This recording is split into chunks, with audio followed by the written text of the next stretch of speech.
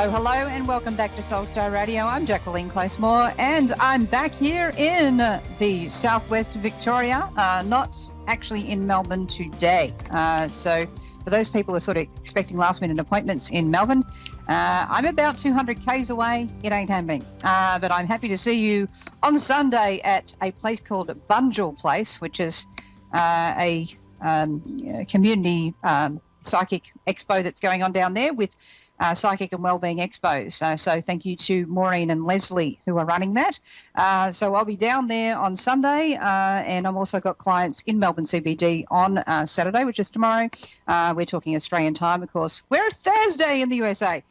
Meanwhile, we've got a blood moon and an eclipse and Mars at its closest point to the Earth. What more do you want? There's a lot going on here with self-love, love of others, relationships, and looking, I think, at your relationship with yourself. When eclipses are happening, it's best to sort of, not drive like a maniac, although driving like a maniac any time of the day is probably not advised. But driving like a maniac during eclipse is going to get you in some trouble. It's best to give yourself extra room on the road. Give that next car extra room. If they look like they're aggro, let them past you. Or if it's in the US, this way. So depending on which country you are, either drive on the right side of the road or the left side of the road. It's just never right to drive on the left in America. So I'll just get into, look at this funny setup. Hang on, I'm just having some fun trying to find my little chat screen. I think my producer's going to kill me. Oh, there it is. No, I'm sharing the screen. Oh, we're having fun. Sorry about all of this, guys. So we're going to go to callers at some point. In the meantime, I've got our written in people, a few written in people, and they've written on the same sort of theme. There's a lot of stuff here about twin souls, twin flames, soulmates, all this sort of thing going on. And so I'm going to answer that both logically and psychically, I think, is going to be my best sort of way of dealing with this. So buckle up. Here we go. We've got now Brooke has written in. She's in Melbourne, Australia. And what's happening there is, how do I deal with my twin soul back in my life now I'm a married woman? So that's always a fun one. It's always a challenge to love the one you're with, as some people would call it, because if you can't be with the one you love the one you're with. But at the same time, you want to be authentic and real in the love that you're having with someone. And so there is, the need to be very careful and cautious here on so many levels, because it is the ultimate dilemma, isn't it? Which direction should you go in? So what I might do is start with the fact that this year, Brooke, you're in a 2-year. The world is in a 2-year, because if we add down 2018 into a single digit, we get to 2. So 2 plus 1, because 0, well, we're not going to add that, is 3. 3 plus 8 is 11, comes down to 2. So that's 2018 added up together, brought to the single digit sort of quantity. Now, because you're always in the same year number as the global year energy is, although you're born halfway through the year, and happy birthday for last week. What's going to happen there is you'll find that whatever energy the year's in, you're in at the same time. What that means is that you're ultra sensitive to other people's energies. You can find yourself at times dealing with the difficulty of feeling what other people want from you, and then having trouble discerning whether that's what you really want or not. That's what I really get from this. I do feel that you are very sensitive to energies, generally speaking anyway. You tend to juggle things a lot before making a choice, and it's always about how this is going to affect others before you really think about what you want.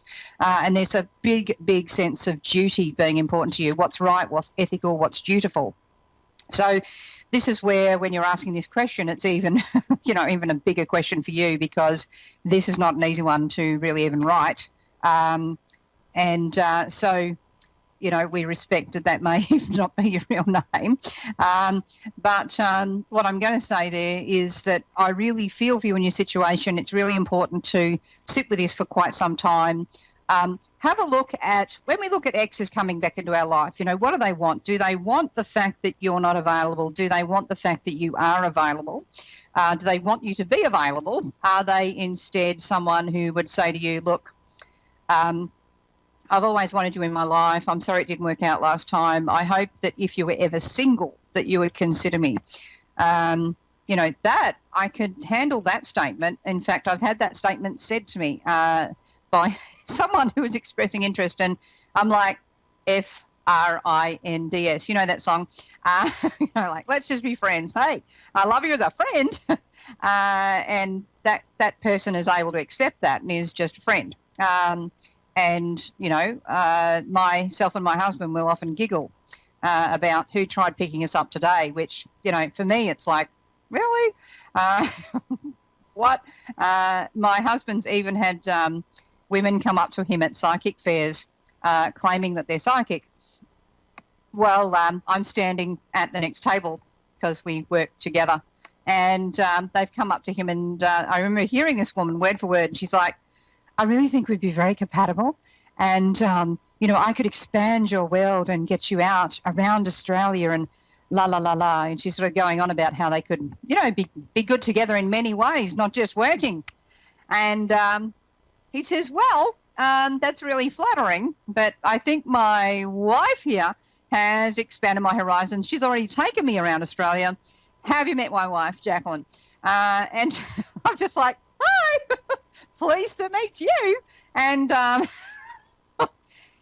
so that person went away very quickly. And sometimes that will happen in reverse. And I'll say, have you met my husband, Thomas? And so it's sort of a really interesting exchange that happens. The being open about things, I think, is really important. The problem, of course, is if you're getting an advance from someone, then it's like, oh, gosh, I've still got something in my heart for them. What the hell do I do? I would really want you to seek counselling to work out and be able to vent somewhere safe that's not going to be judgmental, so that you can sort of work this through your head. But also at the same time, before you ever leave a relationship with the idea of that being for someone else, which you shouldn't do, you should leave the relationship you're in because you're leaving that relationship. Because if you leave a relationship for the promise of something that hasn't fully materialized, what are you leaving for? What are you going to? Is this going to be real? So it's really important to sort of think about that too. I do feel the tug on your heartstrings quite strongly from that other person, though. I sort of have to really respect that, but at the same time, we have to respect the position you're in. It's just really, really important to sort of sit there and work through, okay, well, have I grown distant from my current partner? Have we sort of stopped connecting? Do we need to try to reconnect first? Do we need to try and work out what we're doing here first before we go anywhere else? It's just something you really need to think about and take your time with. But you are in a 2-year, and 2 is both the High Priestess card, so we're calling for wisdom, we're calling for intuition, and we're also calling for taking your time, having patience here, but also in a 2-year, 2 is either partnership or oppositions. So when we're dealing with astrology, you have you draw a line and you draw the 2 circles, and that's, that's now, is that conjunctions or oppositions? Look at me being an idiot. But anyway, you can get conjunctions and oppositions to do with astrology as well. And because you're in a 2-year, 2 can be, of course, partnership. 2 is also a year where it's a choice between harmony and conflict. And certainly this has got itself ripe for a lot of conflict. It's about going to be about how you handle this. And get to the true essence of what this is really about for you. I think when a guy's approaching you and you're married, for all other ladies listening out there, or our gentlemen listening out there, if you're married and you've got some woman coming after you, it's like, here I am. I think the thing is, you have to look at what are they attracted to. Are they attracted to the fact that you're not available and therefore you're not actually a flight risk for them? Are you safe option for them because they don't have to be fully available to you? And is that therefore a convenience to them? Hello, warning signs. And so when someone's sort of coming at you like that, sometimes, as my son actually recently said to me, he said, well, why don't you actually say, do you know what, honey? I love you. I'm going to leave this person. No, because we were talking about, when people are coming after married people.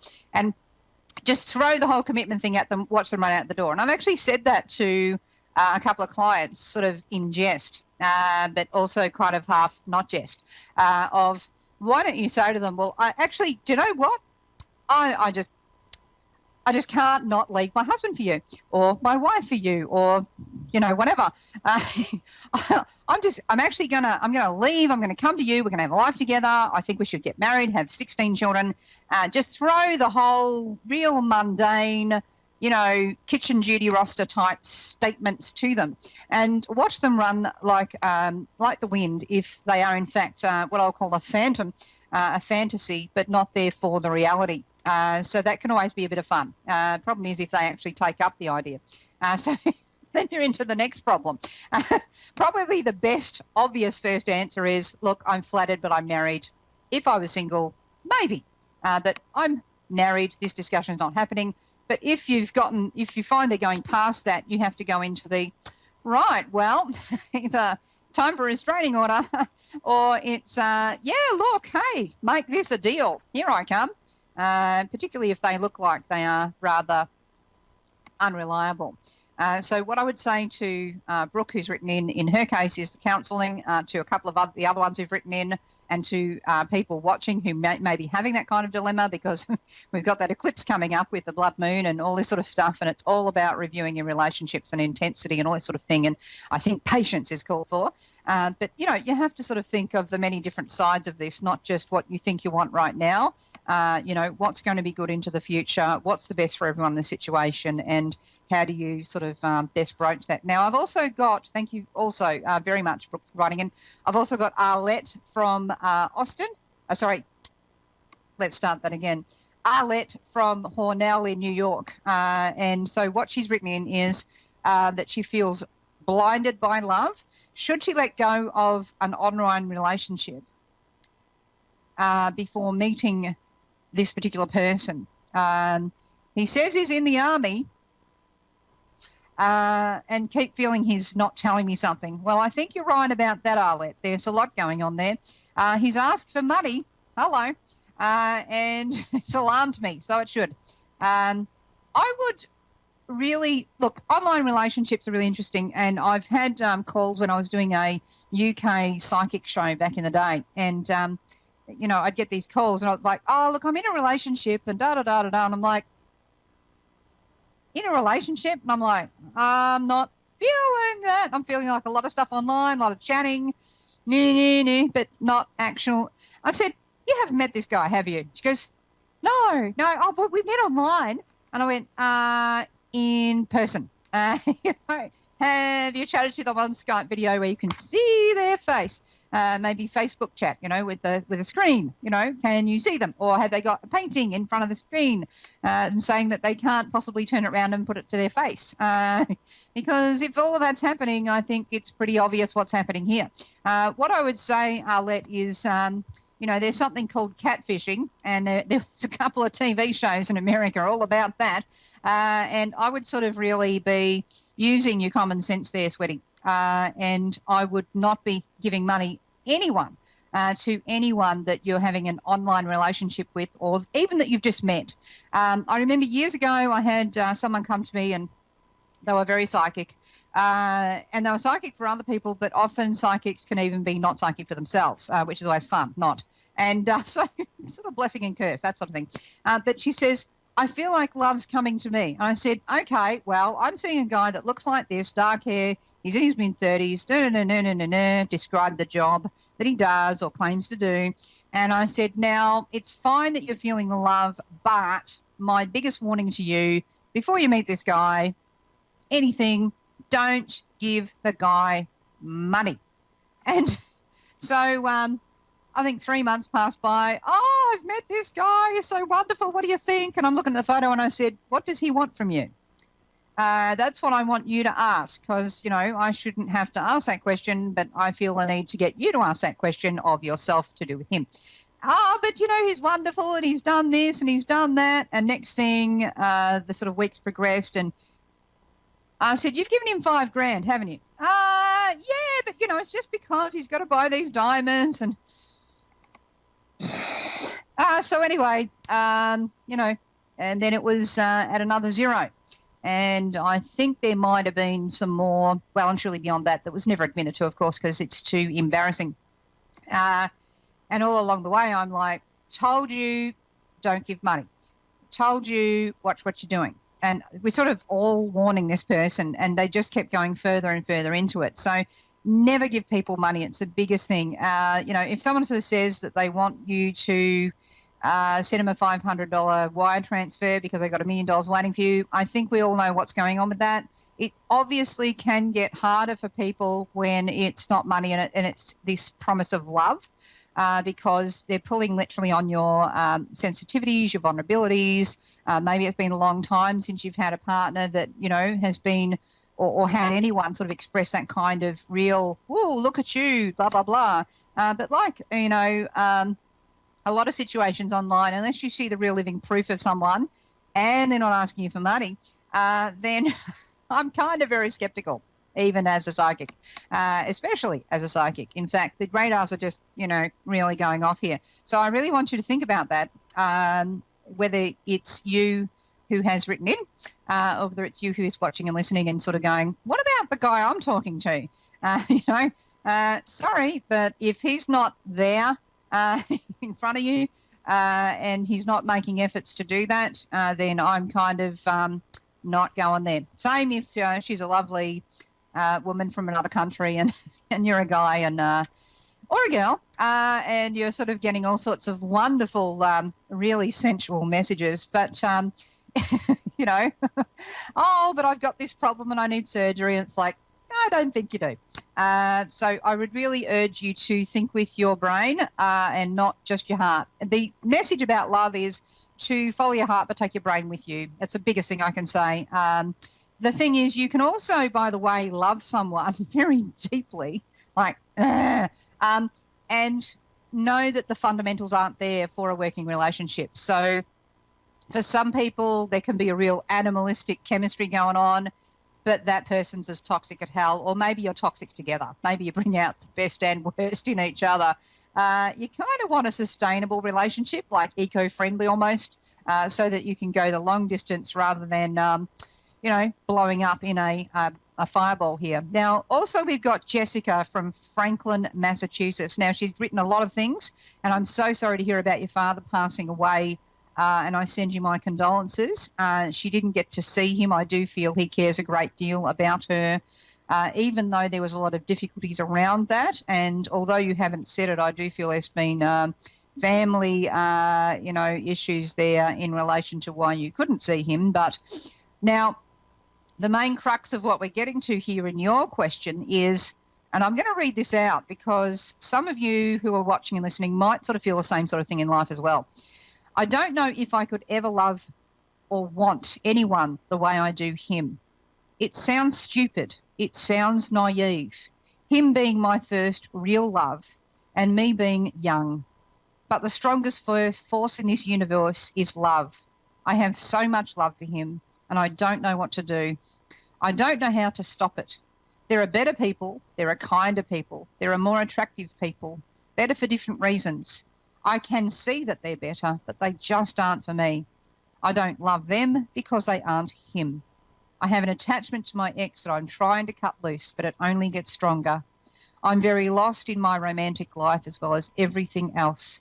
I don't know what to do, where to turn, and she's literally messaged psychics. As you can see, I'm just so generally confused with everything.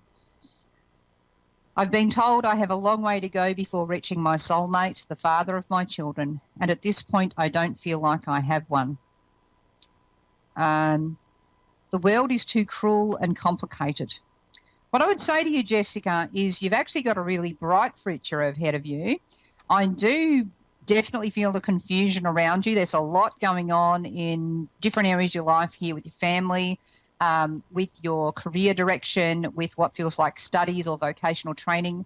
And in the middle of it, you've got this guy who's absent, and you've got your father who's passed over. And so there's this real longing for not only the love of your father, but also to be able to heal a relationship. And I think in a way you're trying to, without realising it, rescue and heal someone that you love that isn't there for you.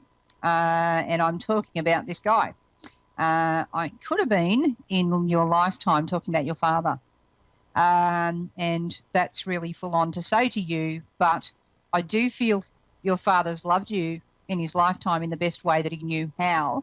I just feel that there was a lot there in the relationship with mum and dad and with everyone else going on here that made his ability to be fully there for you quite difficult, and not just in the last couple of days of his life.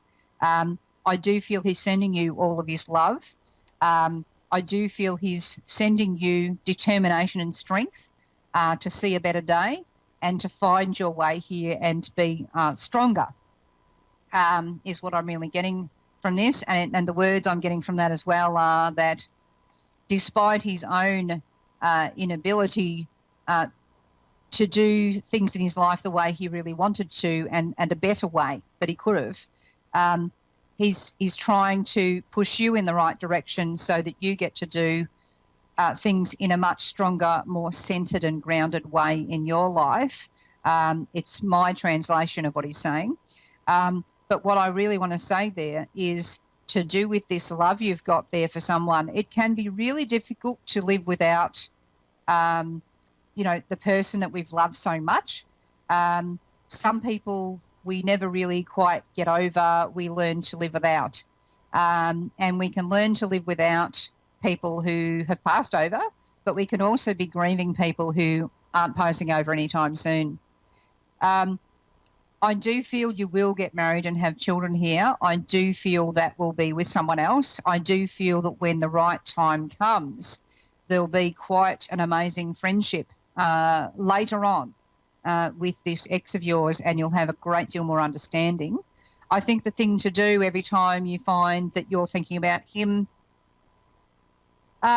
is to try to detach a bit, ground yourself, center yourself in your heart, and just send a thought of healing love and light to him. Notice I'm using my hand. Healing love and light to send him away in the direction he needs to go. So I would really, work on the detachment there. But what you need to do is not get angry about not being able to detach. Don't get obsessed about how you're still stuck or feel stuck to him. This gradually eases over time. But it's going to take time. It's not going to be an overnight situation here. And for some people watching and listening who've been through something like that, for some of them, they'll never see that person again. For other people, if it's really meant to be, love actually finds its way. If it's really meant to be, you'll be able to, reconnect on whatever level that's going to be.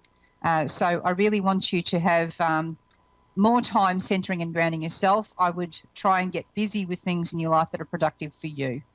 So I hope that, that helps you and gives you some insight. I do think you've had a lot of different advice, and I think that can sometimes be something that we need to sort of step back from and go back to the basics and really just focus on day by day by day, because otherwise you're getting wound up more and more in this question, more and more in this situation, confusion, and all those sorts of things. So that's what I want you to really think about, and work back on the day-to-day stuff. Try to let go, but don't get obsessed about whether you're doing that well or not, and try not to write to lots and lots of psychics, because I think that we can have too much advice. So I really want you to sort of pull back a bit from that too. Continue your education. It's what your dad wants you to do. I don't feel like he reached all the goals he wanted to in his life time, but I do feel as if he's sort of really strong on wanting you to do that. So that's what I would work on. Now, lastly, you've also talked about your mum being very religious, believes in the Bible and Jesus. I've been forced to go to church since infancy. I've told her I don't believe in God specifically, but a higher power. Yeah, well, you're talking about wanting to know who you are and where to start. What I would say is work on the little things, work on the day-to-day things, work on your education, work on getting towards your career. this whole question of philosophy, religion, spirituality is going to take time to sort out. I feel that no one should be forced into religion because it means that they're just following things by rote rather than because they feel and believe that. I think it's fantastic that if your mum has a religion and she gets a lot of peace from that, great. Try not to have too many fights with her about her beliefs because they are hers. But as an adult, you don't have to necessarily agree. I think it's something that's going to take a while to get to the core of.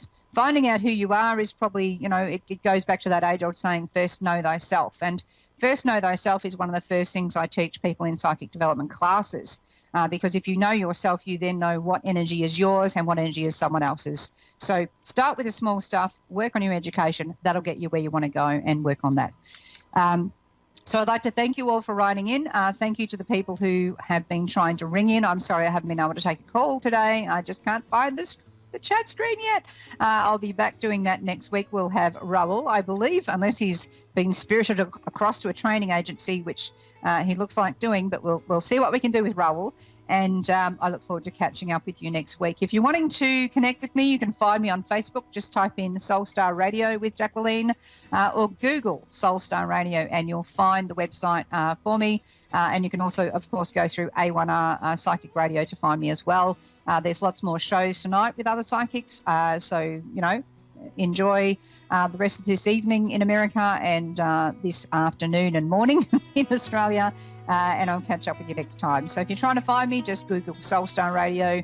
You can find links to both free readings on the show and also paid readings with me privately if you're wanting to see me in Melbourne or on the internet. In the meantime, I'm going to wish you a happy weekend. And remember to take your umbrella out under the lunar eclipse here. We've got the blood moon. We've got Mars at the closest point to Earth. Try to remain calm. Maybe a spike at the top of the umbrella. Just walk around, gotcha, in case there's any flying red herons or other things. But in the meantime, I'm going to send you lots of love and light and catch you next time. Bye!